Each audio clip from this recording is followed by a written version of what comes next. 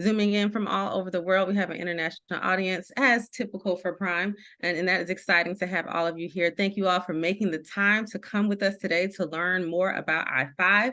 So let's get started. We are introducing I-5 to you today, discussing the 5 impactful methods for developing responsible leaders. My name is Amber Camila. I am the Senior Research Manager at Project Zero at the Harvard Graduate School of Education, and I am joined by...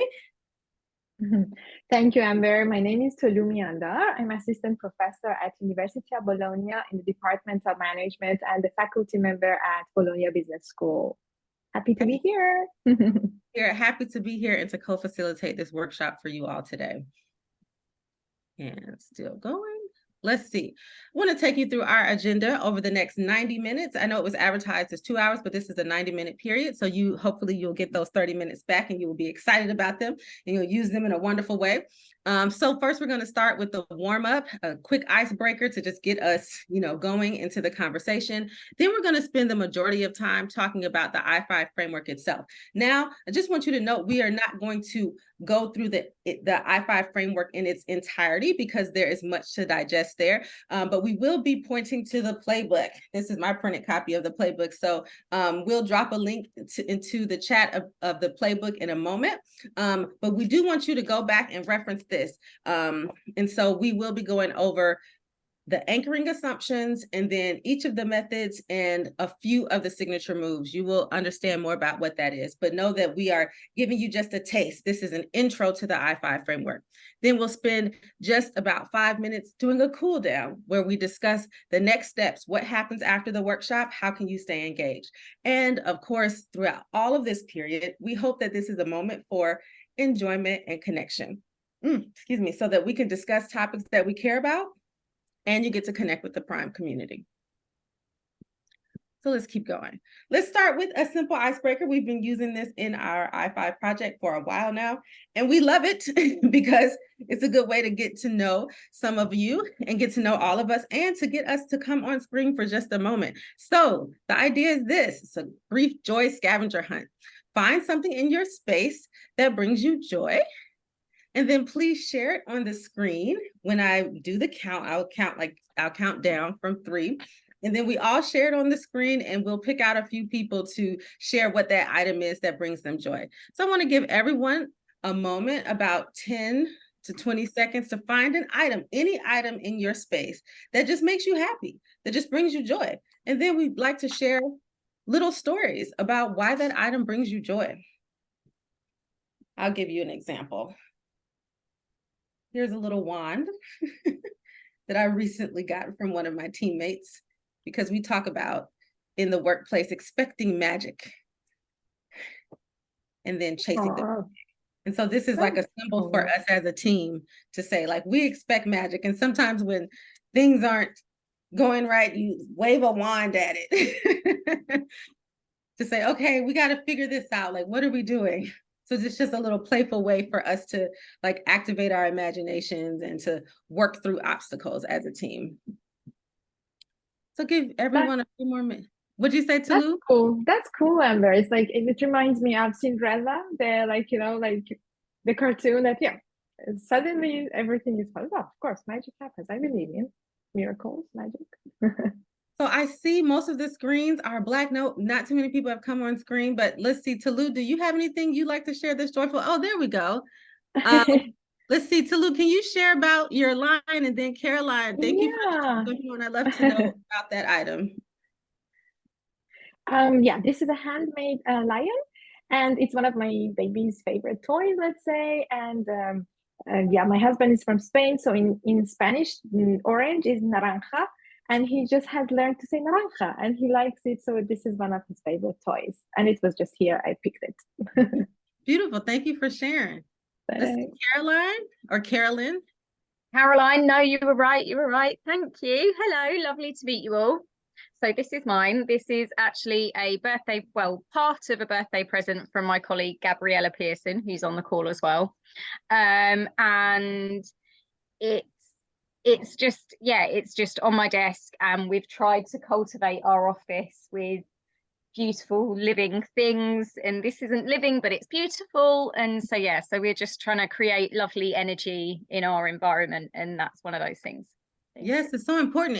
What is that made of? Gabby, what is it made of? It is made of bark, I think. So it was living. I don't know. It's bark, just living. it's dried flowers. It's dried a dried flowers. Yeah, Yes. they are living. They're just not, you know, Yes. dying. They're living forever. Thank you so much for sharing that. Like you said, it's so important for us to consider our space, because our space is an important part of just our living. We are mindful of that. And I would say that is one area that I think would be so interesting to explore as an extension to the playbook and to I-5 one day, if we were able to get into talking more about space and place, and especially as how that connects to the method about foster joy and well-being. So if anyone wants to do a research project, that would be wonderful to connect I-5 to the physical space. Thank you all for sharing. And if you weren't able to share, please just notice something in your space that brings you joy and just hold that feeling with you as we start our workshop today. So we will take a moment to go over the conversation norms for our time together. First off, remember the holistic. All of the elements of I-5 are interwoven and interdependent. And so please look at this opportunity as a moment to make your own connections across the framework. We will be presenting it in a linear fashion, and yet it's all connected, and we expect that. So please take the liberty to make your own connections as you learn about it today. Next, consider your mindset. Activate your curiosity. This is a moment of learning and making connections. And especially when we are learning about different classroom approaches, sometimes educators, we have the tendency to say, oh, that's not going to work in my classroom, or maybe that can work there, but not here, or I do that already. And all of that could be true. And at the same time, we say, look at this as a moment to take inspiration, to see what does resonate with you, and to see how you might be able to adapt something for your classroom and not replicate it exactly, because every classroom is different. That's so important to remember with I-5. Your classroom, you are the expert in your classroom in terms of understanding that space. So whatever is appropriate for your space, you will know how to design that for. All right. So check your mindset, notice what's happening inside of you as we talk about I-5 today. Next, prepare to interact. This is not just a webinar. This is not where we are just sending information to you, where this is one directional. This is a moment for us to really connect and talk. So please try to be present. I know that we are all over the world and we're all in all different types of environment. So I ask that you do minimize your distractions to the best that you can. You might be driving, you might be on a commute, and to the best of your abilities, please try to be present so that we can really have a moment to connect today. Very importantly, please show respect to others as we connect and as we share our different ideas.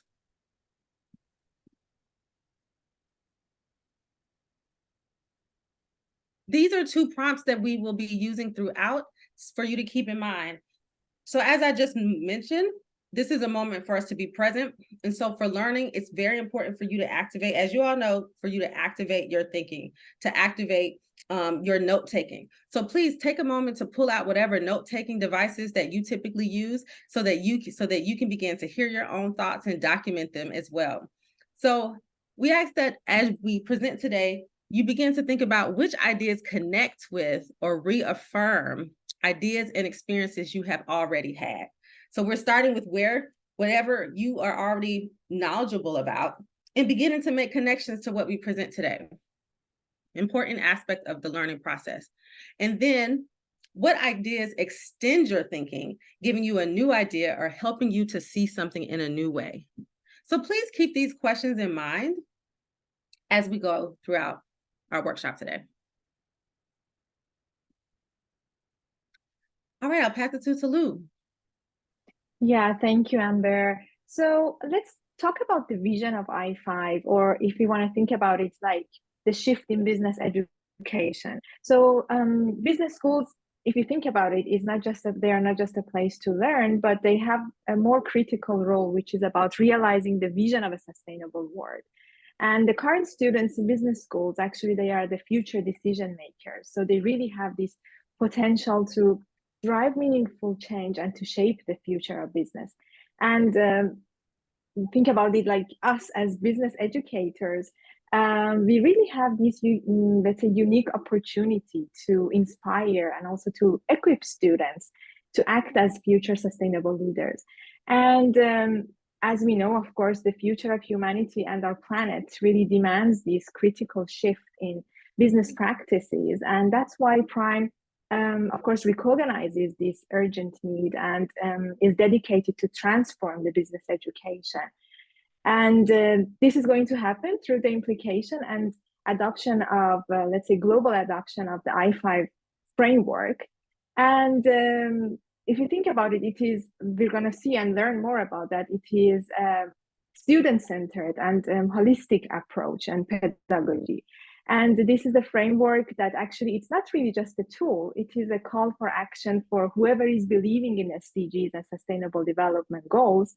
And of course, it is about the co-creation and collaboration and involving different stakeholders, different generations, to be able to proceed with this transformation of the education system. So I hope it's clear that this is the vision of I5 and what PRIME has in mind. Yeah, I pass it to Amber. I hope if you want to add something, of course, please. No, absolutely. Amber. No, you got it.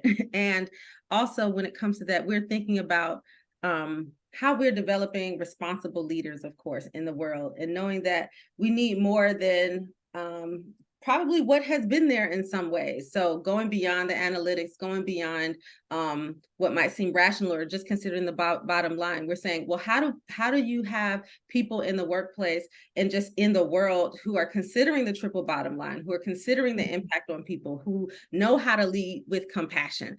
We need to go to the classroom to begin to develop that. And so I5 has the vision for that. We're developing students into being more responsible leaders. And so this is where the I5 framework comes in. So today we are going to go over the I5 framework, these 5 methods. These are the 5 methods of the I5 framework. I'll read them out aloud briefly. Make learning meaningful, foster joy and well-being, keyword joy and well-being, develop supportive social interaction, keyword there, supportive, because all social interactions are not supportive. So develop supportive social interactions, facilitate active engagement, and designing for iteration. So again, I'll remind you, check out the playbook. We will be going over these at a high level. Anything that resonates with you, you can go deeper in the playbook. So I'm going to just show you what each of these have. Just give you a moment to look at this. What you're seeing is from page 10 in the playbook. Like I just showed you, these are the 5 methods. Then these are what we call the signature moves. Why do we have to develop signature moves, or why are signature moves necessary in the framework? That's because these methods can be interpreted in a number of different ways depending on your setting. When we think specifically about responsible management and responsible leadership, we wanted to get even clearer about the spirit of that as it relates to each of these methods. And so we needed to go a step farther to think about, okay, what's the specific move that an educator might make in the classroom, moving towards responsible management and responsible leadership and sustainable thinking and all of that inspires us as it relates to each of these methods. And that's where these signature moves are. So there are 4 signature moves for each method. We're going to make sure to touch on at least one today for each method, because this is a lot to digest and we are considering the cognitive load that you are experiencing today.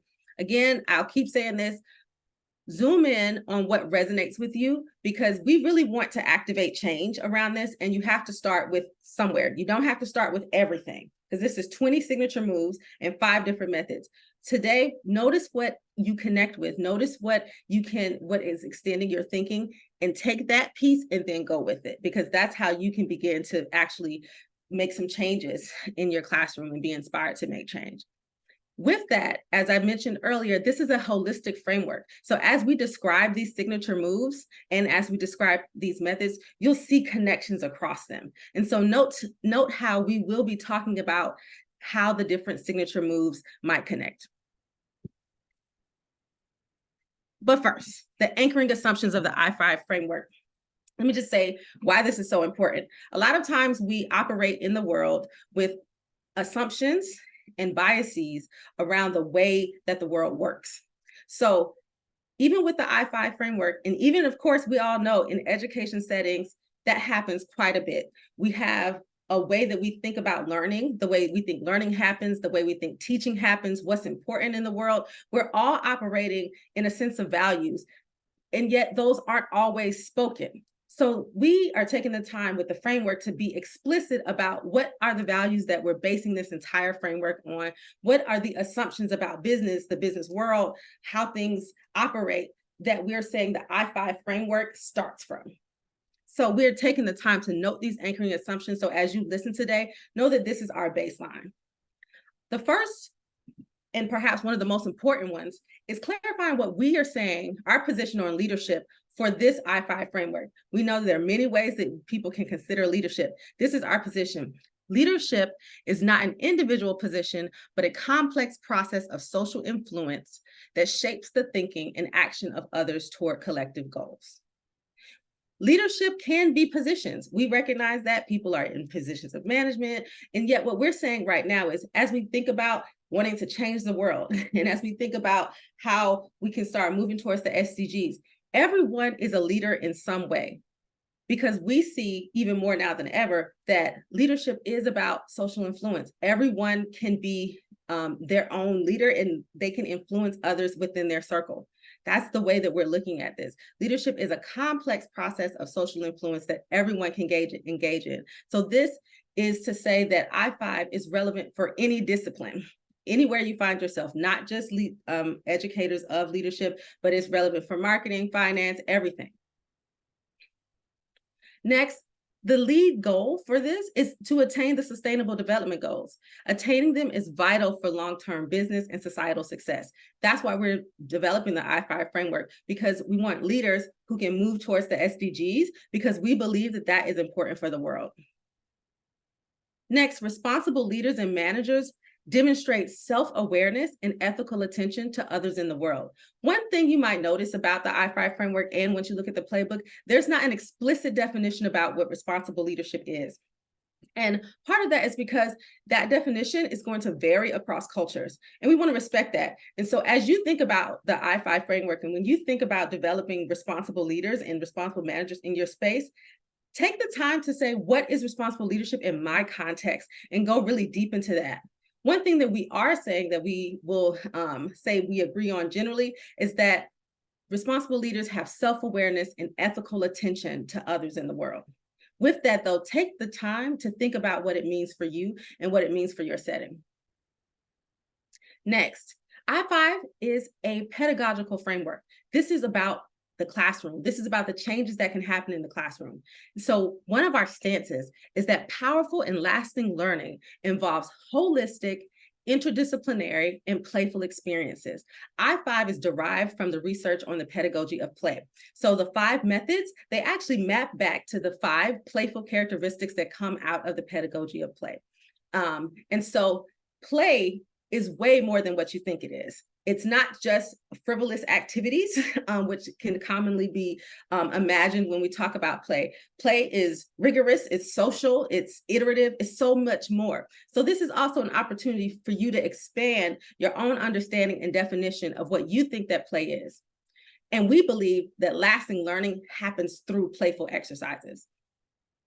And interdisciplinary. When we think about a holistic skill set, this is a person who can connect compassion with, communications, who can connect accounting or what have you, or thinking about those with action in a particular way. We're going across the aisle, we're going across disciplines, because that's how the real world works. And so when we think about I-5, we're thinking not in silos of subjects or of disciplines, we're considering where are all the connections, because we know that that's what it will take to achieve the SDGs. We have to go across industries, we have to go across domains. Really, so that's an important piece of the way we're thinking about I-5.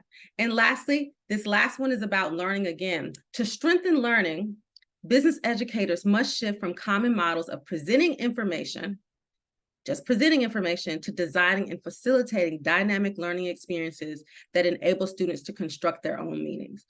What I'm saying there is even how we're trying to design this webinar or this workshop that we have today. We don't want it to just be unidirectional, but in order for a learning experience to be meaningful, we are inviting you to construct your own meanings. So when I ask you to make those connections and extensions and to take notes, this is because in order for you to really learn something today, it's important for you to construct your own meanings, to access your own experiences and your own knowledge, so that then you take that and then you take what we're beginning to offer to you today and you let those interact and then see how change can happen. So that's something very important to us as we think about what a learning experience is. Those are our 5 anchoring assumptions. These are all in the playbook for you to be able to reference later, and they're explained more there. So now we are going to get into the framework. Get into the 5 methods. The first method we are going to share is make learning meaningful. What does it mean for us to make learning meaningful? I-5 is a learner-centered pedagogy, which means you are operating as a facilitator of student learning in your classroom rather than only the expert who imparts knowledge. Instead of being the sage on the stage, right? I think many of you might have heard about that. You are actually a facilitator of the learning experience. You're thinking about connecting to your students' passions. You're wondering about the things that set their hearts ablaze, and you are talking about topics that deeply matter to them. You're looking at the subject that you're talking, and you're finding a way to actually connect to their interests. And you take genuine interest in who your students are, and you tap into their backgrounds and try to make the course more relevant to them. With that, you also tap into your own personal interests and make the classroom a place that is meaningful to you. I'm going to just say that I imagine that all of us have been in classes where we're not quite sure that the professor was interested in what they were sharing. I don't know if you've all ever been in a class where you're like, does the professor actually enjoy teaching this? That definitely impacts your learning. So making learning meaningful is also about making it meaningful to you. You role model this connection to the knowledge that you're sharing and connection to the information, the data, by showing up in living color first, so that your students can also show up in living color and be engaged. This is one of the signature elements of making learning meaningful, which is actually that role modeling piece. It starts with you. So the I-5 framework is also about your own personal development and igniting your own passions and interests in your subject area. I'd like to talk about one example of a way that you can make learning meaningful in your classroom. And this is a simple one, but an important one. It's a simple interest survey. Before the first day of class, you might ask students about themselves. What prompted you to take this course? What are your career goals? Is your workload high, low, or normal for this time of the year? Why is this important? Because this is how you can begin to connect with your own students' interests. This is one of the, I would say, one of the low-hanging fruits that you can do for your course. So instead of trying to guess what your students might be interested in and how you can make connections, this is a way to simply ask them. You can call, some educators call this assignment 0. So it happens before the first day of class. So you have a map of what your students' interests are. And perhaps you can leave room in your syllabus to adjust to some of those interests. Or if there is, you're also being sensitive to what's happening in their lives. And so you might ask them, okay, is this a good time? Like, let me think about my own timeline of work assignments. Is this a heavy period? Is this a low period? So really being considerate of who they are as individuals. So that's just one small way of being able to make learning meaningful in your classroom.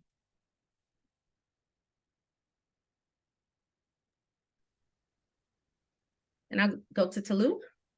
Yeah, sure. But before I go with the other, let's say, method, which is to facilitate active engagement, is there anyone who wants to share any example or something about this meaningful aspect of I5? Maybe we want to ask Amber, what do you think about that? Yes, that would be great. Let's see, Kate. Great. Sorry, I'm not. I'm a Luddite. Hold on a second. I've got it. There you go. I just to let you know, I had a pair of binoculars as my meaningful object in my hand. nice. Great. Don't ask. I ask my students in that first class, I communicate the passion about sustainable development and where we're at as a world, and I invite them to co-create the module with me, so that throughout the course, I'm constantly encouraging them to give me feedback, and if they want, if there are any concepts that they don't understand or topics or themes that they want to explore or bring to the table, I'm constantly opening that out for them. And they're always really shocked at the beginning because they expect it to be so prescriptive. But instead, me saying to them, this is for you to get value out of and to help you understand it's really quite a diverse and complex situation. Because in Ireland, we have students coming in from all over the world, as I'm sure most of us do on this platform, you know, as our universities strive to attract international students. And can I ask a little bit more about that too? One, I'm so glad that you shared that, because another thing that we want to demonstrate here in this workshop is that everything that I5 is not necessarily new. This is a language, though, to give you so that you can be more intentional about the moves that you're making. So here's a brilliant thing about educators. We do a lot intuitively. Like, we know there's a lot that we do that we're like, we know that this is the right move. We know that this is the right move, but we might not have a name for it. I5 is also giving you the language so that what you just shared, Kate, you can say, okay, what I'm doing is I'm personalizing for my students. So personalizing is one of the signature moves. And what you just described is I'm personalizing this experience for my students. And Love so, it. yes. And so thank you, Kate, for sharing that. And I just want to ask you, because I feel like a question that might come up for people is, I don't have the time for that. I just need to, I'm doing so much in my class already. I don't have the time to necessarily try to adjust things. I'm doing so many different things. How do you make time to personalize for your students? I think it's because of the luxury of first of all, I have complete autonomy over how I coordinate my module at our institution. And secondly, I think it's by the nature of the course descriptor that I've described. Everything that I teach around business and management is about helping students consider their subject within those macro societal. So it's staged in 3 levels. First of all, we look at the grand societal problems. Then I bring them on this journey to get them to fundamentally explore the role of business and society, and lots of value propositions about that. And before we even get down to the 3rd level, which is their subject area technical expertise. And so when I get to that level, it's about decision making, and it's about how really profound issues in sustainable development are informing a change in how they're going to make decisions within as future leaders within their subjects, be it from consultants to project managers to supply chain managers to operations managers. That's sort of the spectrum of students that I educate. Thank you so much for sharing that, Kate. And as I continue to say, try to figure out how what we're talking about today connects with what you're doing, the way that you can make it work for your setting. So if you have full autonomy, this might be a way for you to tweak some of those aspects so that you can personalize it for your students more. If you have to already follow a syllabus that is already there, say you've inherited something, also figure out what are some ways that you might be able to move and to push the envelope a little bit more. We all have to think about the different ways that we can make learning meaningful for our students. And thank you so much to Lou for reminding me to open up the conversation, because I was just going. Sure. Yeah, no, it's absolutely. I think it's so interesting what Kate was sharing with us here. And yeah, it would be great to hear from everyone. Yeah, thank you, Kate. All right. So this is what we're going to be doing actually for different methods when we introduce, and also we share an experience of us or a practice. Then please feel free to share your experience. We appreciate that. So thank you, Amber. The next method within the I5 is to facilitate active engagement. And what do we mean by that? Like when we talk about facilitating active engagement, it means making your business classroom a place for students, let's say, to be able and willing to take action and express themselves, and to create the conditions for them to be motivated actually to participate. So it is to design our classes in a way that we have hands-on activities with materials and objects, but also minds-on activities, of course, which is about provocative ideas and challenging questions, which are based on the real world experiences. So it is for us to organize activities which we call students to, let's say, make decisions based on real world situations, and to put them sort of in a situation that they would need to behave and have the mindset of, let's say, a responsible leader, which they're going to be in the future. So what we can say, let's say here, is that you regularly bring students into the physical, virtual, social, and intellectual spaces that business professionals live and they operate in. And it is to expose them to working professionals, real narratives and perspectives, and helping them to develop their personal and professional vision. And hopefully through that, they would arrive to, let's say, the state of flow, which would really feel them more comfortable, make them feel more comfortable to deal with real world situations and to be the responsible leaders of future. And the moves, as you see, are animating, authenticating, linking, and tagging. As Amber was mentioning, we don't really have the time to go through all of them, but the one that I'm going to be talking about now is the linking. And just, shortly, if you want to talk about linking, what it means, it is to build meaningful links and relationships between students and industry professionals, businesses, community organizations, and, let's say, other stakeholders such as NGOs. So it is about bringing in business professionals to engage with students authentically, which provides them a window for students to actually see how businesses operate and how it really happens in the real world. So this is an example that I wanted to share with you. And if you remember, we talked about minds-on activities, because this is an example in a completely online course that I had. So it was not really about hands-on, because it was not really about objects and materials. It has been an online course, evening course, which was taking place every Tuesday, Thursday, 6 until 9 o'clock in the evening, and sometimes on Saturdays. And it was a mix of students, like graduate students and executives. So most of them, they have been working, then they needed to join an online class. So I thought, okay, it's a 3-hour class and it's going to be something which is quite maybe boring. And I really need to have, this active engagement somehow like triggered in the class. So I was like, okay, so let's invite guest speakers. And from my network, I invited guest speakers from academia and also practitioners from the industry. So I tried to take into consideration that they are both, from the industry and from academia, and also, let's say, women and men, the different age groups and all that, so that it would, the participants would resonate with different speakers coming to talk to them, of course, with the focus. The course is on sustainability-oriented innovation, so they have all been experts in the field of sustainability, let's say from academia or from industry. From industry, I tried to invite, let's say, from different industries, from the fashion industry speakers or from the energy sector, so that they would always be somebody who either is interested in that sector and industry or is already working in that. So it really was, like, let's say from a 3-hour course, it was about an hour for the guest speaker.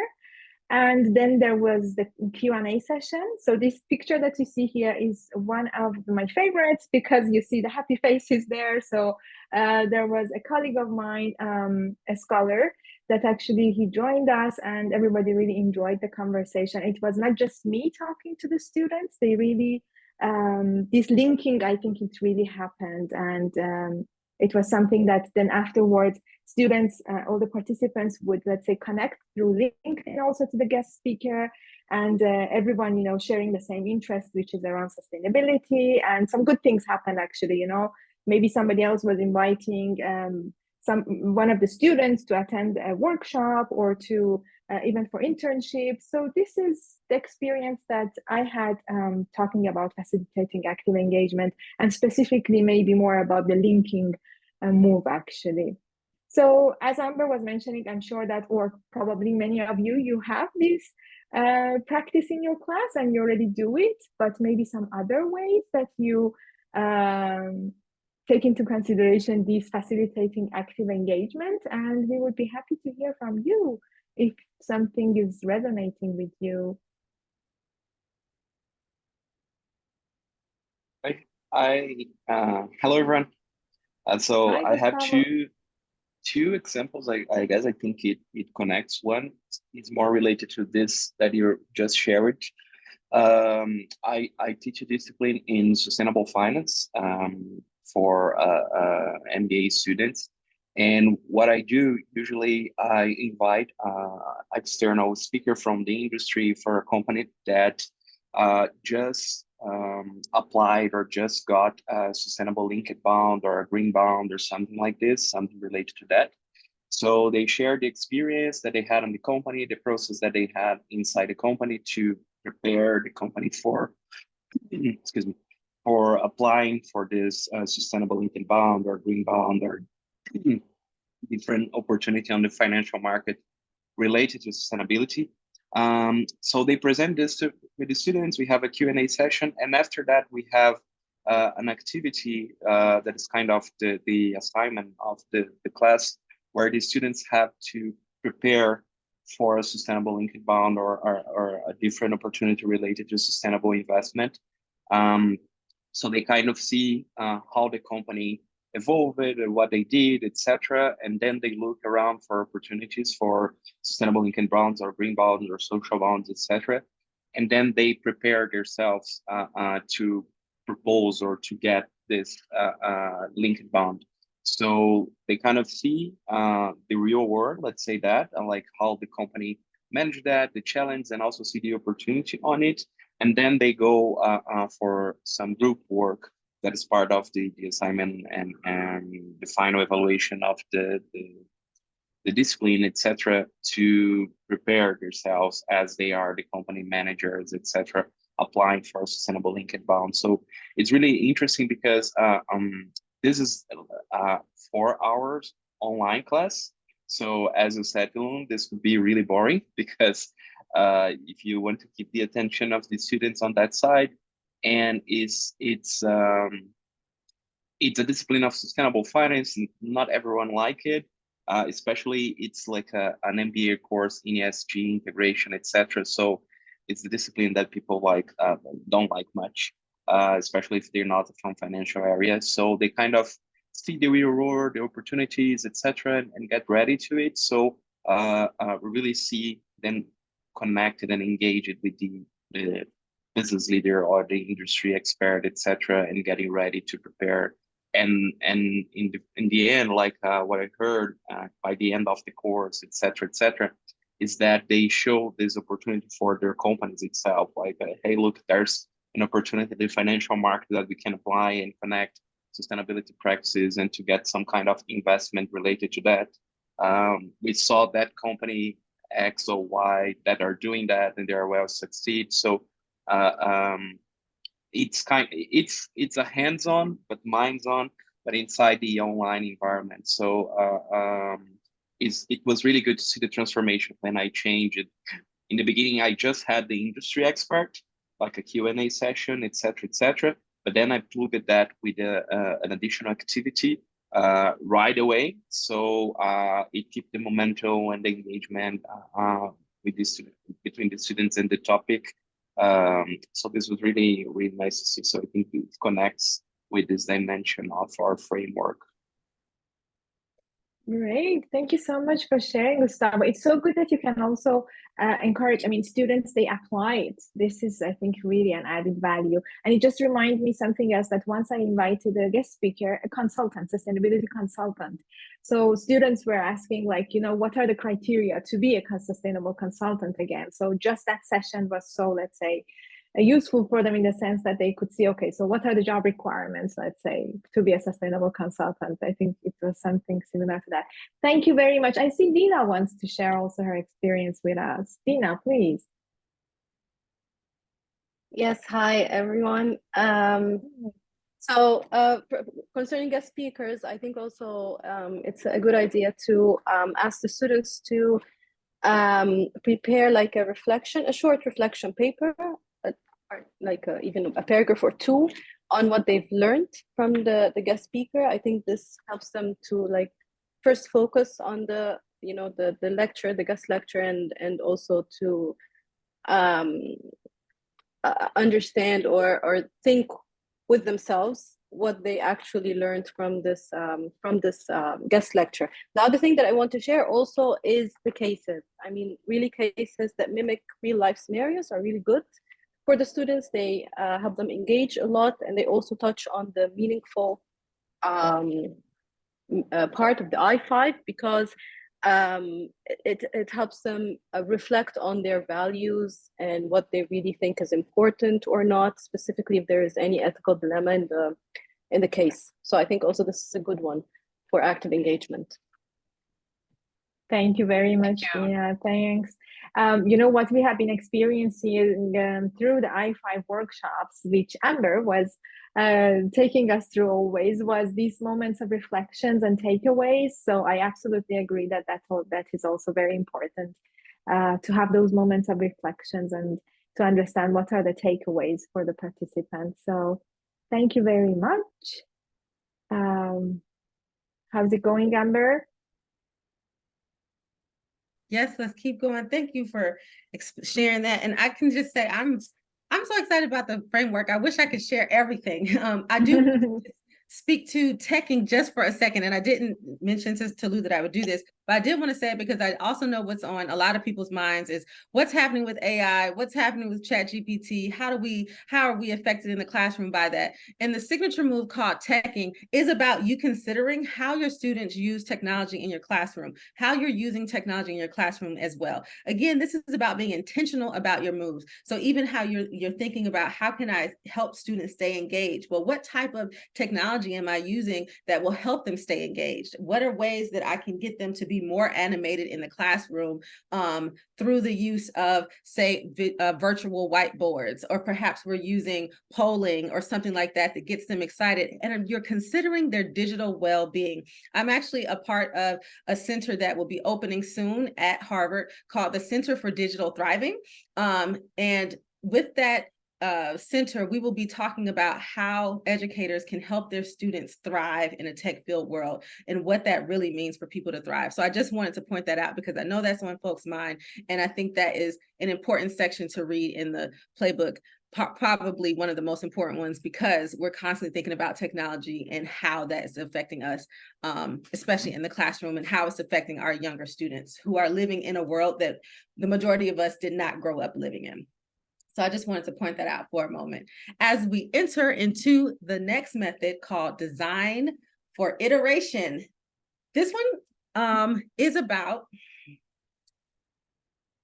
helping students, like essentially, I want to give just essentially what is to say, giving students the space to make mistakes, giving students the space to have the courage to learn.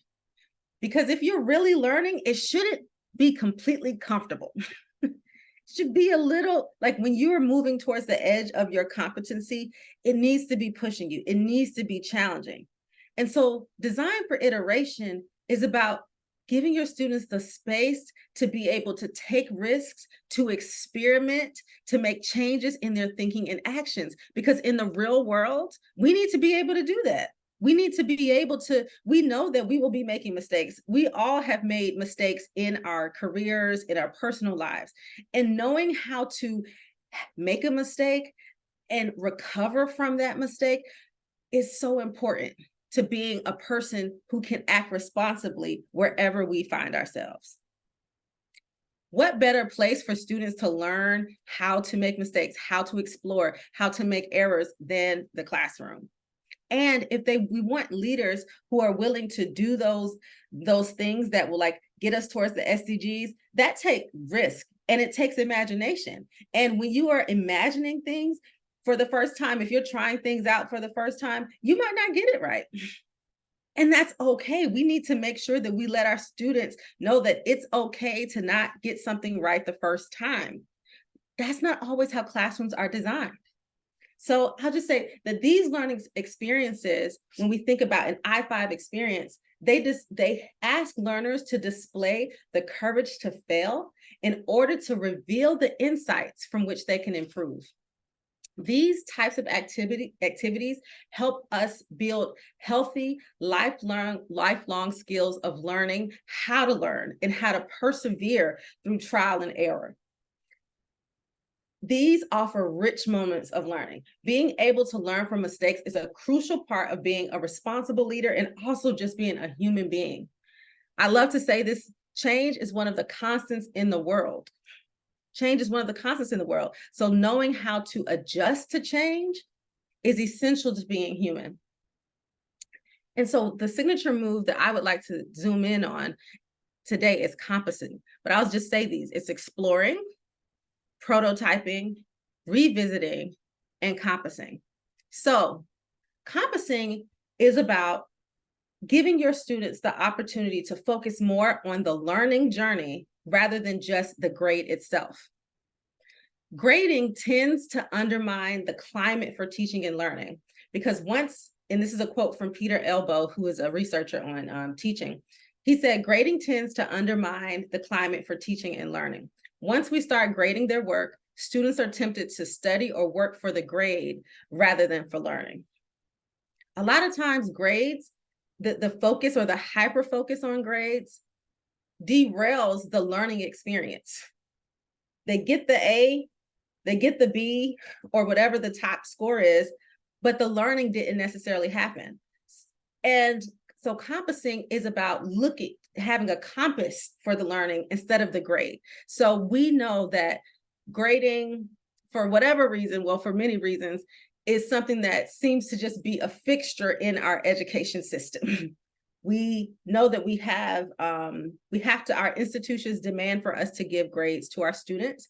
And so it's something that we have to use. And so we're not saying we can completely do away with grading. What we're saying is to decenter the grade, because there is a way that we can talk about grades in a class that makes the class all about the grade. And there is a way that we can talk about the learning experience that focuses on the student's direction and their trajectory of learning. And that's what compassing is about. So compassing is saying, it's helping the students not just think about that end goal of what their grade is for the class, but what's the direction? Am I going north, east, south, west? Am I in the direction of where where you're leading me as the facilitator of the learning? So I'll share an example of compassing, and this is also an example of personalizing. This comes from one of our expert pedagogy group members who was a part of the I-5 project, Dirk Moosmeyer. It's called a student-designed exam. This is a different way of assessing. So what he did is 3 students, 1 exam. Student 1, this is at the end of a term. He gives a template for students to do this, but student 1 writes the question for the exam. Student 2 responds to the question. Student 3 assesses the response. And then all students come together and decide on the final grade. And then they take a moment to do in-class reflection and individual thinking about it. So why is this important? What does this do? 1, it validates what's important for the students, what is most meaningful in that classroom experience and that learning experience for the students. So you get that from student 1 to say, okay, I want to write a good question because this is something that matters. So you get to see, okay, what matters to the students. And then student 2 is able to see what matters to student 1 and then responds to it in their own way, then student 3 is able to look at also what matters to student 1, and then what does student 2 think about that, and now what do I think about it? So the learning experience is social. Oh, I also should have put that here. So this is compassing, personalizing, and then what we're about to talk about next is the next method about developing supportive social interaction, something called communifying. Learning in community is so important. And being able to share your insights, your understandings with someone else. So in this student designed exam, you're doing all of those things. You're helping the students not just focus on the grade, you're helping them to really activate their own thoughts and the meanings that they have attached to whatever you have been presenting them. And then you're personalizing it because you're giving them the space to indicate what's important to them. And then it's communifying. That's a word, a signature move you'll learn about later, because you're being explicit about making this learning a social moment. So I'm going to pause and just invite anyone to share, what are some ways that you have been designing for iteration in your classroom? Perhaps you give your students opportunities to explore something, or to revisit an assignment multiple times and give them the space to iterate on something. Or you have an alternative form of assessment. Are there any who have thoughts to share? Anything they've been doing related to designing for iteration?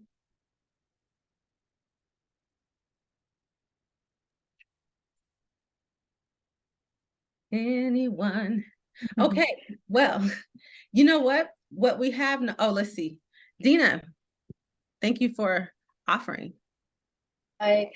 I'm not sure that if it's relevant, but what I do in one of my group projects that I provide for the students, I ask them first to prepare a mock presentation about their progress, what they reached so far. So the grade is not on the presentation itself. It's not graded. The grade is only on the final report that they write. Concerning on that project. And so I asked them to prepare a mock presentation and to present it as a group in front of their class, and then they take feedback from their peers. So they take feedback from other students in the classroom, and of course from me as well. And then they make amendments and enhance. So they have like a week or 10 days to finalize their final project report and then submit it.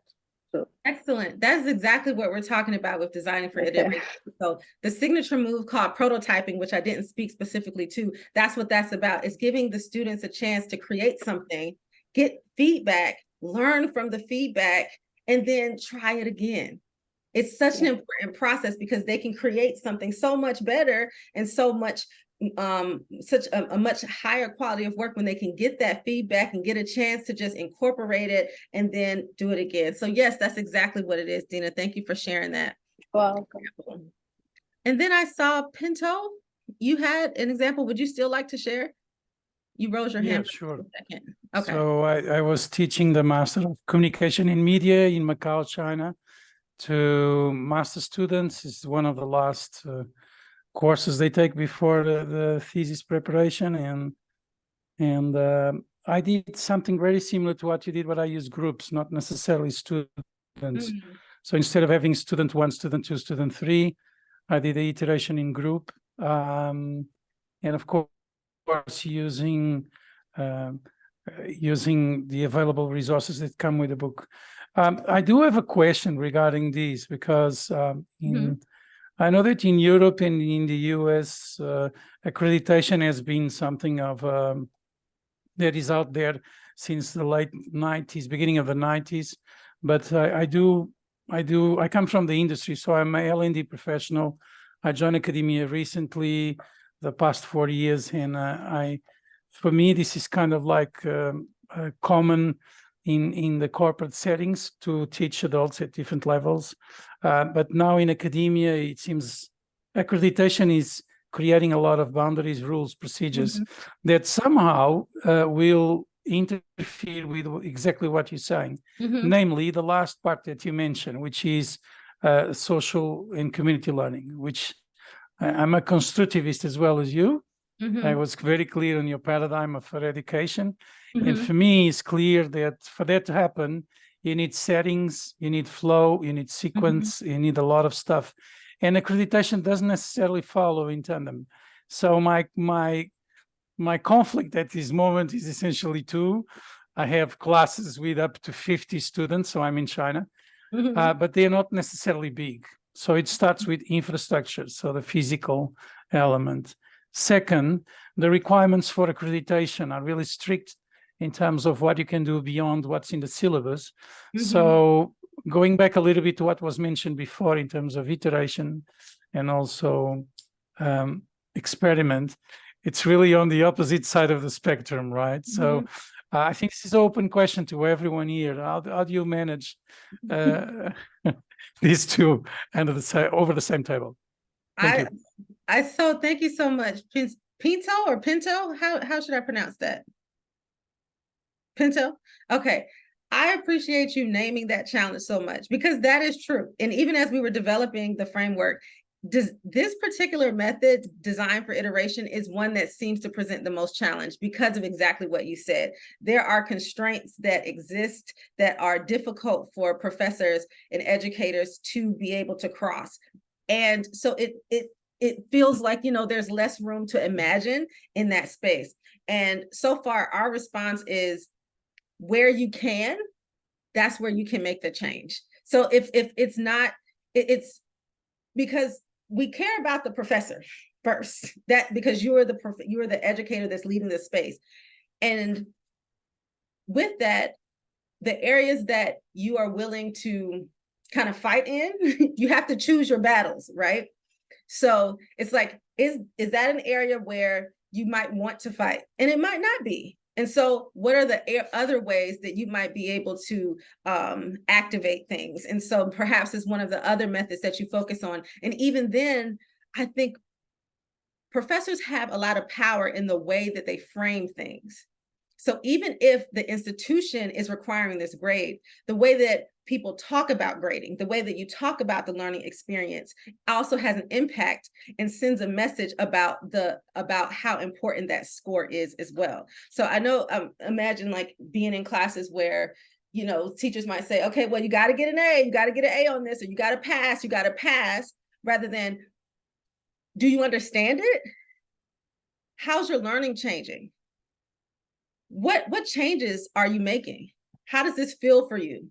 How are you seeing your learning evolve? So even in the way that you ask those questions, they can begin to help students be more comfortable exploring and playing around and experimenting and taking those risks. And so my like in short, my response to you is to anyone who feels challenged by their institution's criteria or what have you, is to first think of yourself and think of what you're willing to kind of fight against, because it has to be something that you're willing to do.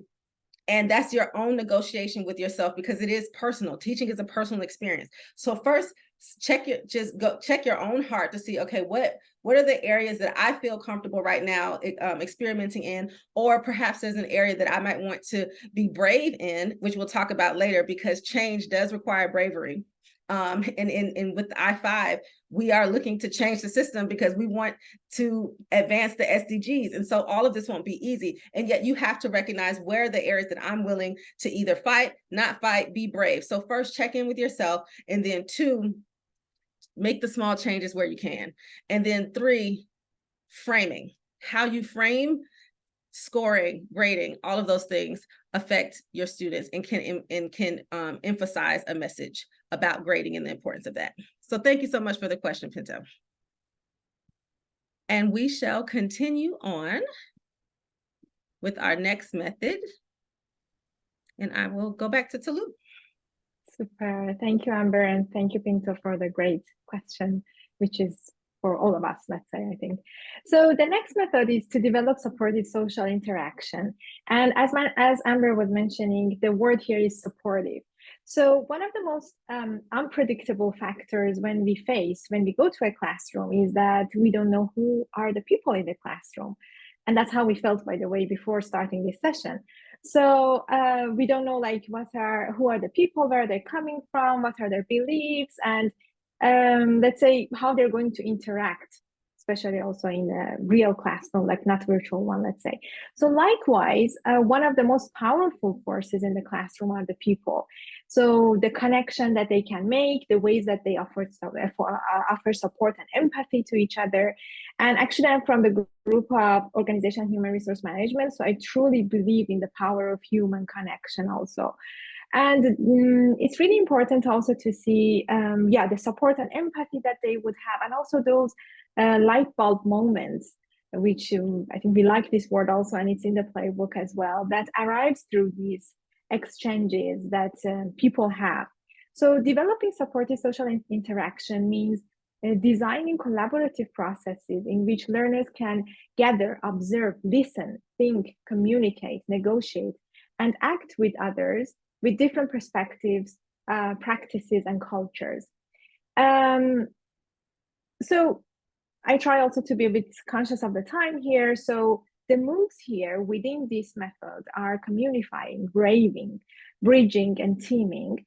And the one that I would like maybe to focus on here is communifying, which already Amber actually was talking about it, but this is the one that also is related to the example I'm going to be sharing with you.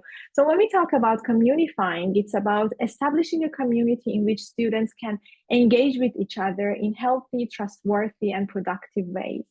So it's about having those conversations from diverse backgrounds, perspectives, and cultural practices. And it's really not to have that, let's say, vision of being alone or to be in a competition. And it's about the students to appreciate, to have that, let's say, way of thinking as a we, not me, in this learning procedure. And when we think about it, learning authentically takes honesty and vulnerability. And I think, that trust is really important. And it's a prerequisite for this, let's say, authentic learning to take place and to happen. And something which is also included in the playbook, and I really like it, is that communifying means choreographing the rhythm between the communal and the individual. So to create those trustable and vulnerable, let's say, environments, I think it starts from us, let's say, as educators. And that's how I see, let's say, my class. And the example I'm going to share with you is, this is an icebreaker activity that I use, that actually I learned it through the I5 workshops and through the process of developing the playbook together with Amber. And at the beginning of the course, at the very beginning, and this is something that I've been doing for the past year. So I had 3 in-person courses and 1 online course, and that's the way that I have been doing it during these courses, is that I show this picture of the, let's say, 9 moods of the sheep. And I ask the students, so on this scale of sheep, how are you feeling today?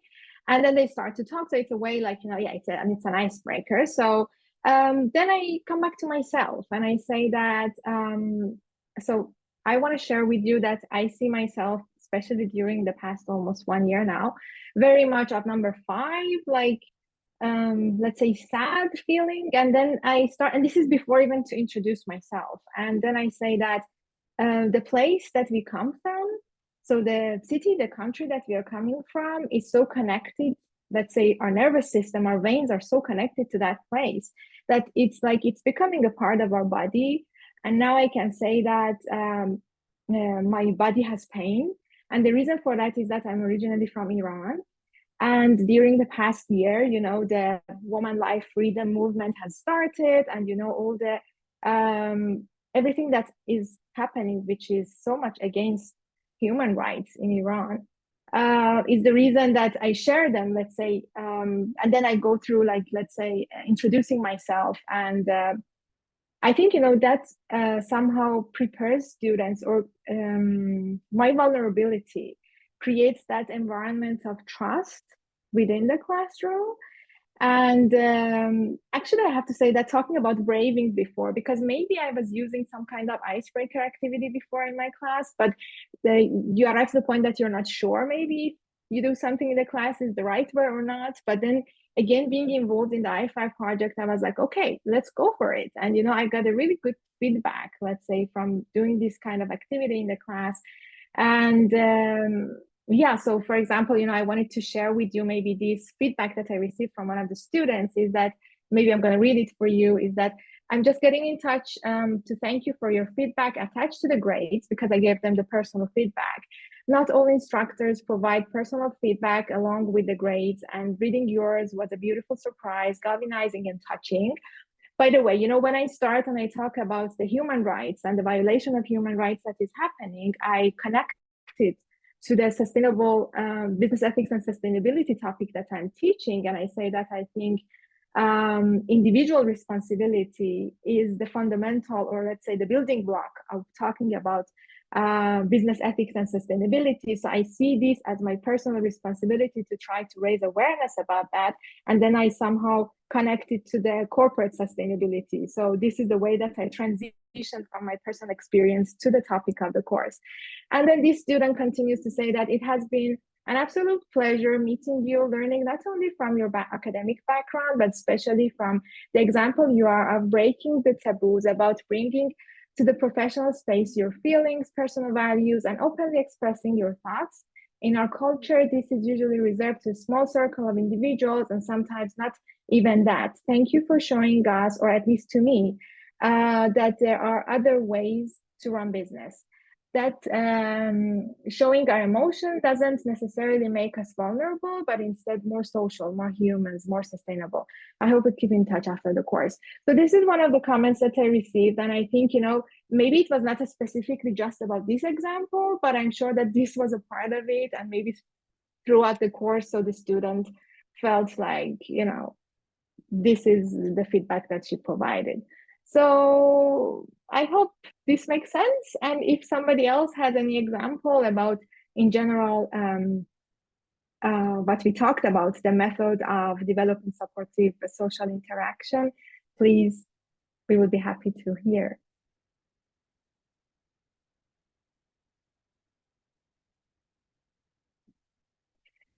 And, you know, as Amber was mentioning, I think we do lots of these practices, or we have them in the class, but maybe we don't have a name for it. So maybe it takes us a moment to think about, okay, yes, that resonates with me, but yeah, just to find an example maybe.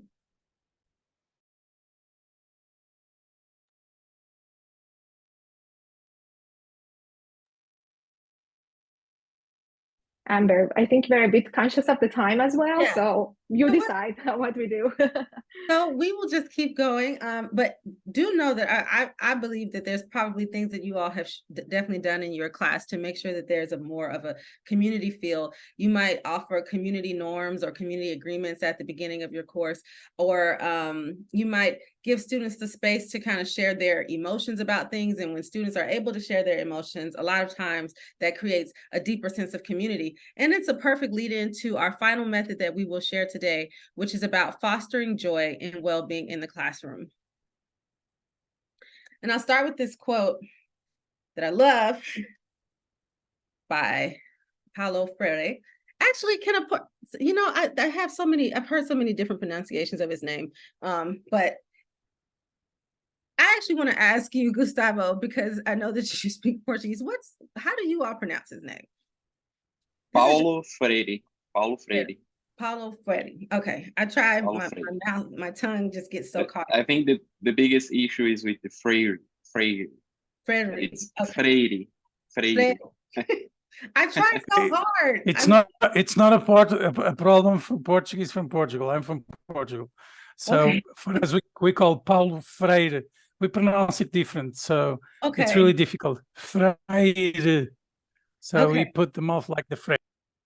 Thank you. I'm trying hard because I respect him so much, and I don't like that I'm still struggling with his name. But thank you all for saying saying the pronunciation. I will keep trying. So I will read this quote from him.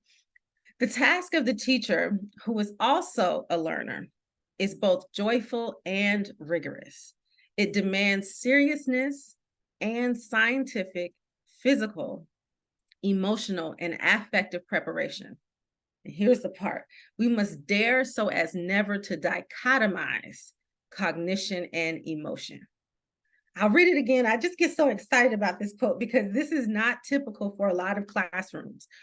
The task of the teacher, who is also a learner, is both joyful and rigorous. It demands seriousness and scientific, physical, emotional, and affective preparation. We must dare so as never to dichotomize, to split apart cognition and emotion. And this brings us to foster joy and well-being. What are we talking about? This is about infusing experiences of delight, satisfaction, excitement, enthusiasm, enjoyment, and other positive affective states in your classroom, and recognizing students as whole people. This is a big piece of what makes this framework holistic, because we're considering the person. We are considering the person who is in that room with you, all of the people who are in that room together. We're considering the interaction of emotions. We're considering their emotional intelligence. We're considering what it means to be frustrated, what it means to be angry, and learning how to navigate that. So we all know that in the quote unquote real world, we have to deal with emotions all the time in the workplace. So if we even go back to COVID, and which is, is having this resurgence, but when it first happened with the pandemic, there was so much uncertainty in the workplace. And also there was sadness and grief because people were losing loved ones. So as a responsible leader in that space, what do you do when your colleagues are hurting? Or what are you doing when people are exhausted? And not just, let's take it out of the pandemic. The academic world, we know, can be a very exhausting one. It can be very rigorous. Students are oftentimes very tired, or they feel like they're running the rat race. And also professors as well. There's going from one thing to the next, one thing to the next. How can we pause to learn about how to navigate emotions in classrooms? And we're not saying that the classroom then needs to become like a therapy office, but just to say there's the acknowledgement of emotions there, and it's also the noticing of them and how we can begin to become more aware of them. We must learn how to have emotional intelligence. And so this is a part of that. It's emotional intelligence as well. So please definitely read this section in the playbook. The signature moves are delighting. That's bringing joy and fun moments, humor, sensing. I will pause to say sensing is about sensing the emotions within yourself and others. And just like what the example that Tolu just shared, where it's the 9 moods of sheep, this is a quick check-in in the beginning of your class to just gauge where is everyone emotionally. For example, say that there is, a disaster or a crisis, or perhaps some type of, we all know that these have happened, some type of violence in your community. Just jumping into the class period is not an acknowledgement of what your students are experiencing. Just pausing to say, how is everyone doing? You can have a quick check-in. It can be like, are we all good? Thumbs up, we're this way, or thumbs down. Those types of things help you as the facilitator of the learning experience recognize how you need to play into the dynamics that are there, and also the acknowledgement of emotions. I remember hearing once that you can't end an emotion if you don't start an emotion. And so what can oftentimes happen in the learning experience,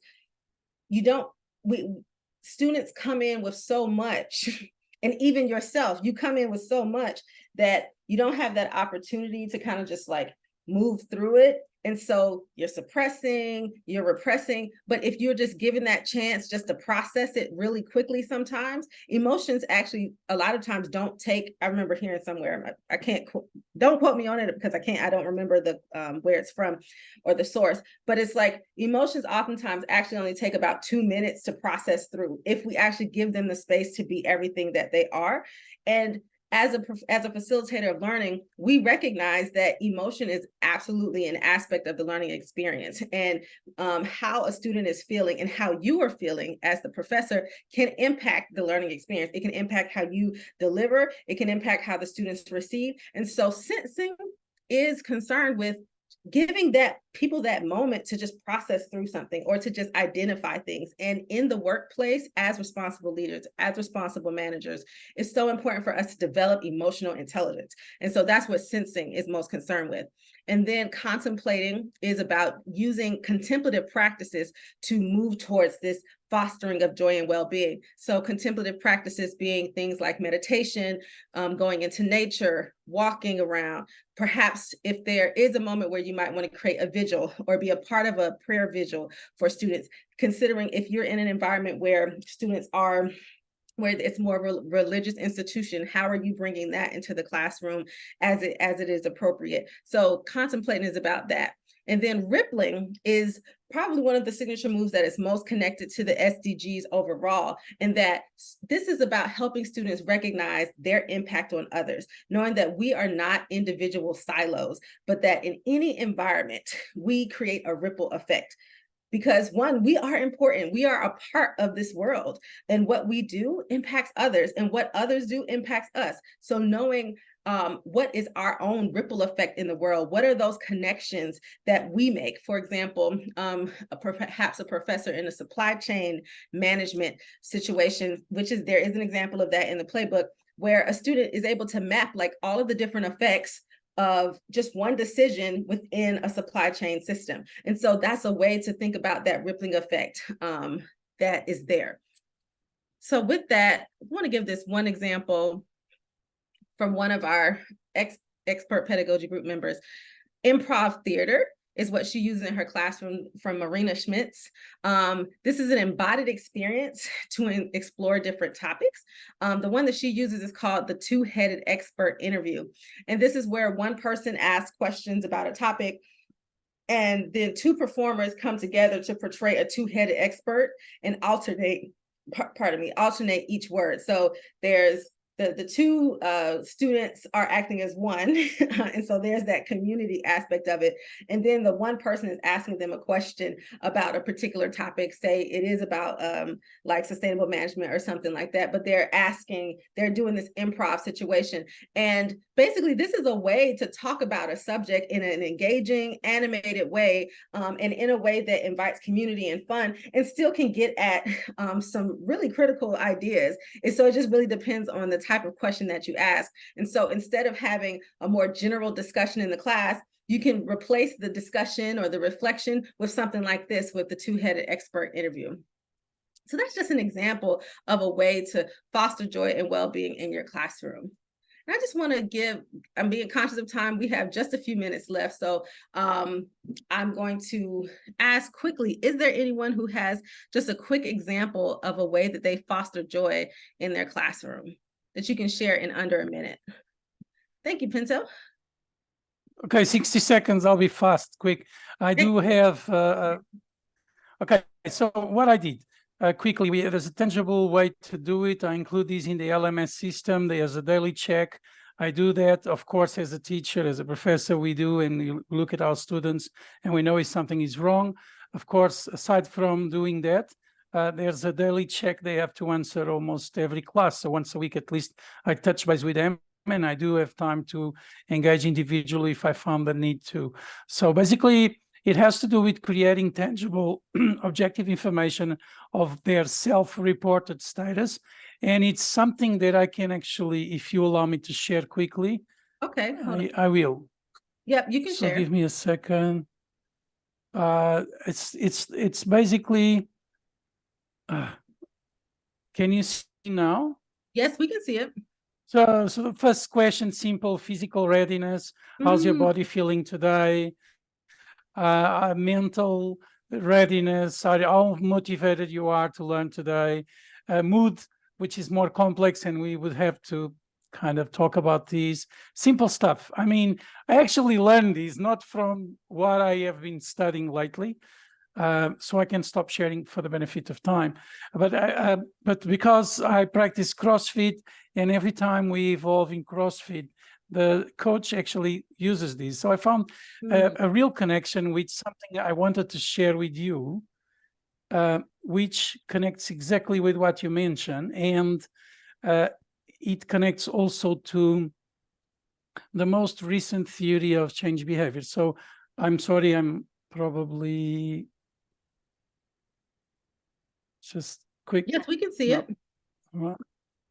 Okay, so these are the stages of change. There's the element of contemplation, which connects well with what you said, to entice change to the next phase. It will take longer to explain.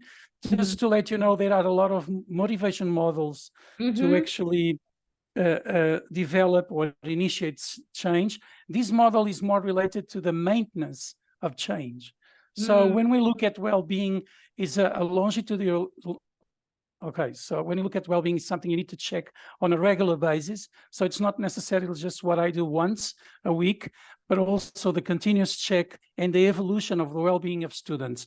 But then I'm able to report and get back to objective data because I have 205 students. And therefore, to be able to still provide some individual check in every week at least, and to kind of follow through with their development as students and as a person, of course, it has helped me. This is part of a book I've just published, and I'll, if I have a chance, I'll share more later. Okay, just to say, yes, I'm on it. Well-being is key, and I'm trying to fit in stuff that I can actually act upon and be able to show tangible things we can change. So tapping into what the recommendation you gave me, I'm trying. So let's see. Thank you so much for sharing that, and please feel free, if you have the link to the book, just drop it into the chat so that people can learn more about it, because I'm sure they would love to, because I love that you just gave that example and noted that you had many students, because that's one of the questions that we get, to say, how will I do this when I have so many students? This isn't possible. So it's so good to hear that you have found a way to do something, and that's what we really are trying to say here. It's just, what can you do with your students, because what you can do can go a long way. So thank you so much for showing that example. I think that was so helpful, and please, drop it in the chat. And if anyone else has things that they want to share in the chat before we leave in a few minutes, please do that. Or if you want to connect with somebody, please just reach out in the chat as we close up today in the next few minutes. And so with that, I hope that today we have gone through each of these 5 methods. At the beginning, you saw this graphic, and I hope that it means a whole lot more to you now that we've talked through these things. Please take a moment to look at what resonates with you the most, or what challenges you, or what interests you, and read about that a little bit more in the playbook, and then try something in your class. And so that when we think about the next steps, I'm going to skip past this part, but I do want you to try to do this afterwards, which is to take that moment to make your connections and extensions to what we just talked about today. So if you have just 5 minutes after the workshop is complete, please just take a moment to jot down your own thoughts and return to them. And so what's next? It's about putting I-5 into practice. So we do have a quick self-assessment. This is a project. So with Prime, this is a 3-year project. We're in the 2nd year right now. So we're trying to learn from you, like, how does this resonate with you? But also, what are you actually doing already? And are we on target in the project itself? So even doing this workshop, was this workshop? Was it effective? What was useful? What could have been more useful? We would really, really appreciate your feedback there. And we'll drop the link to that self-assessment in a moment. So please take the time to reflect through the self-assessment that we'll share with you, but then also reading the sections of the playbook. And there are exercises in here. So the playbook is for reading, but also for reflecting. So there are exercises after each of the I-5 methods that we just shared that will just help you check in with your learning and think through some of the concepts that are there. And then try something small. Number 2, just try something small. Do something you've already done, just with more intention and with using the language, or try something new. Try something new and experiment. And then next, connect informally with other Prime members through what we're calling the I-5 Cafe. This is just, it is similar to like the Professor's Lounge, where you just come and you drop in and you talk about what you're doing in your classroom, hearing other ideas. It's very, very informal. All of the times are on the I-5 Prime's website. The next one will be September 21st, and the calendar you see here is at i5.unprime.org. So please just come in after this workshop, just save that date and save the other dates that are there, and come to the I-5 Cafe to just chat with other professors about what they're doing and what's working and maybe what's not, because we're all learning here together. This is the self-assessment. Please, if you have a moment, you can take that QR code and get that self-assessment. We can also drop this link into the chat. And I'll just give you one more second for that. Thank you to Lou for dropping those into the chat. And then we just want to say, thank you for joining us today. It was great having you. We hope that this is the beginning of even more inspired practice in your classroom, that there was something here that was encouraging to you or slightly challenging or interesting for you, and that your students will be the ultimate beneficiaries of this and of this workshop. All right, that is all that we have. Thank you so much for coming. Tolu, would you like to say anything as we exit? Thank you so much. Thank you so much. It has been wonderful. Every time we talk about I5, it's so inspiring. Also, it's great to see you. Thank you, everyone, for joining us today. Thank you. Thanks, Amber. All right, bye. I really enjoyed it. Thank you. Have a Bye. good evening and afternoon. Bye, everyone.